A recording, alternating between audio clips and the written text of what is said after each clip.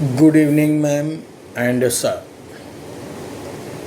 Ma'am, जैसा कि कल आपने बोला था, intro video with working experience.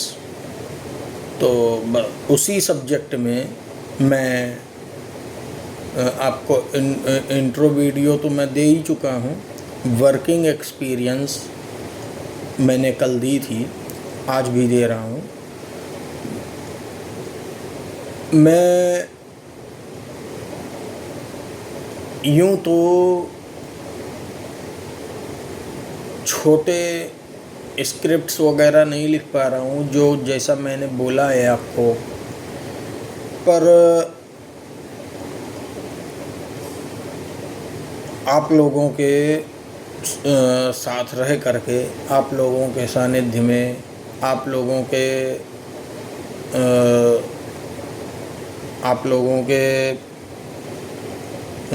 साथ मिलकर मैं सीखता रहूँगा, प्लस कोशिश भी करूँगा जो आप सीरियल देंगे, जिस सीरियल में जो भी पात्र, जो भी एक्शन होगा, मैं निभाने की कोशिश करूँगा। और मैंने जो बॉलीवुड फिल्म लिखी हैं, उनमें मैंने जो भी डायलॉग्स वगैरह डाले हैं, सब बॉलीवुड के ही डायलॉग्स हैं।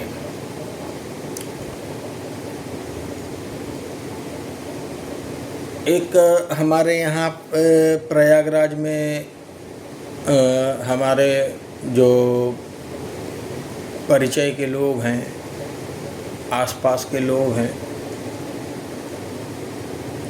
उन लोगों ने जब मेरे बारे में सुना तो मुझसे कहने लगे कि वो प्लेस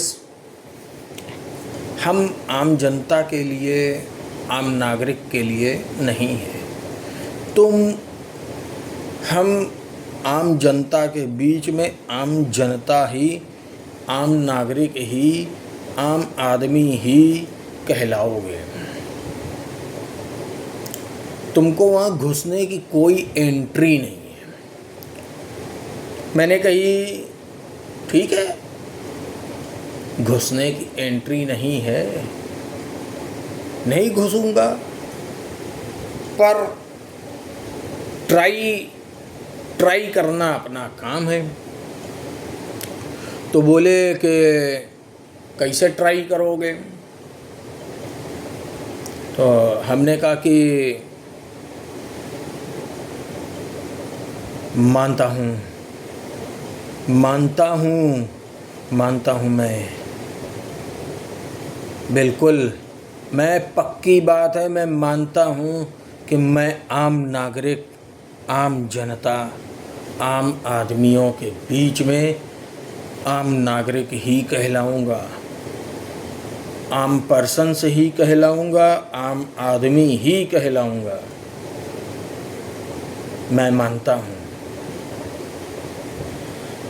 पर मैं अपने आप में वो उभरता हुआ कलाकार और वो सितारा हूँ।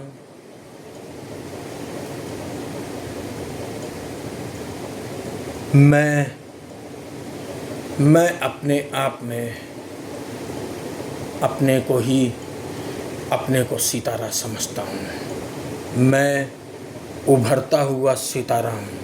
जिस दिन, जिस समय और जब भी, जैसे भी बॉलीवुड फिल्म सिटी की दुनिया में कदम रखूँगा, उस दिन मैं सिर्फ उभरता हुआ सितारा ही नहीं, उस दिन धधकता हुआ, भड़कता हुआ और शोलों जैसा भड़कता हुआ सितारा ही कहलाऊँगा। तो मैंने इस तरह से उनसे बोला, तो ये चीज़ फिर वो अपने अपने भाषा में, अपने लैंग्वेज में बोले कि फिर भी चाहे तुम कितनी भी कोशिश कर लो फिर भी, तो इस तरह की बातें। फ़िलहाल मैं आगे आपको और एक दो डायलॉग बोल देता हूँ।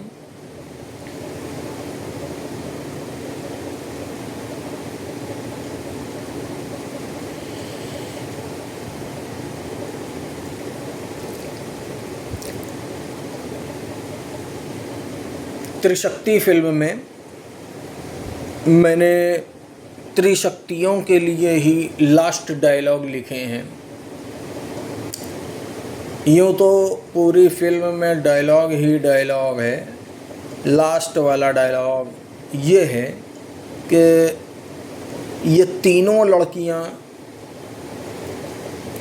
कैदियों से बोलती हैं, मैं जब भी मरती हूँ पिछवाड़े पर ही मरती हूँ।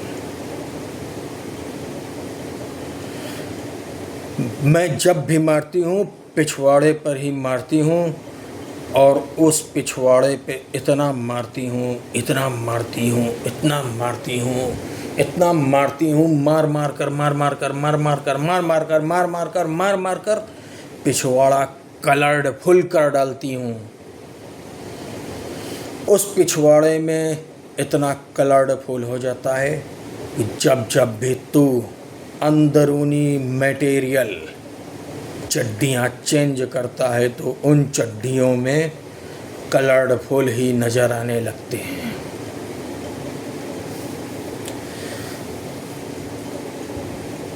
और भी कई सारे डायलॉग्स वगैरह लिखे हैं। कहीं कहीं कुछ कुछ नॉर्मल है, कहीं कहीं कुछ कुछ ठीक ठाक है। और इस तरह से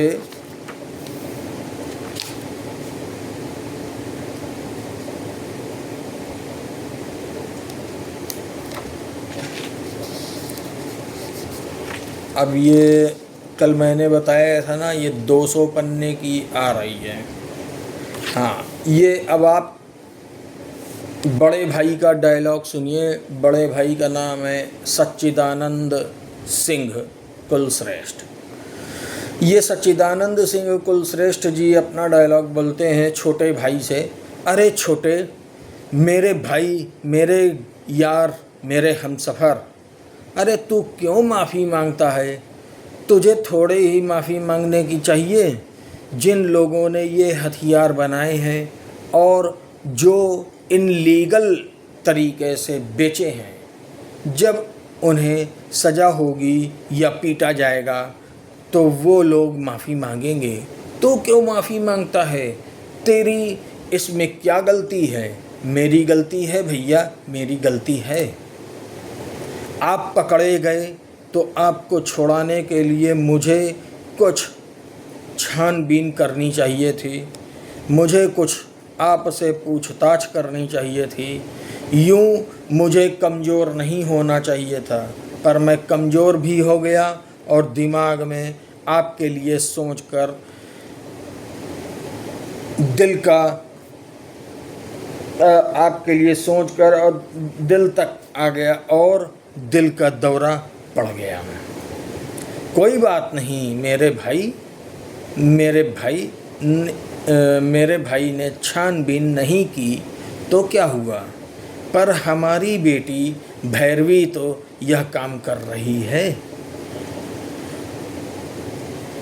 पर हमारी बेटी भैरवी तो यह काम कर रही है ना। चल अब अपना दिल छोटा ना कर। जब हमने इस बेटी को पाला है तो यह बेटी हम पर आँच नहीं आने देगी। वो मुझे बिग डैड बोलती है और तुझे डैड बोलती है, और हम दोनों से बहुत प्यार भी करती है, तो वो ज़रूर कुछ न कुछ कर रही होगी। तुम चिंता बिल्कुल ना करो। हाँ भैया, आप ठीक कहते हो। वो भी हम सब से बहुत प्यार करती है। हम में से किसी पर भी कोई आँच नहीं आने देगी। अब सुन, अपना दिल छोटा न कर।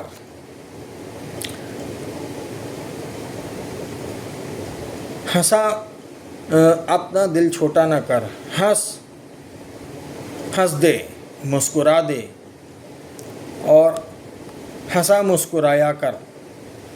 और शालिनी घर गई है तेरे लिए खाना लाने, तुझे खाना अच्छे से खाना होगा और ऐसी हालत में मुझे ना नहीं चाहिए।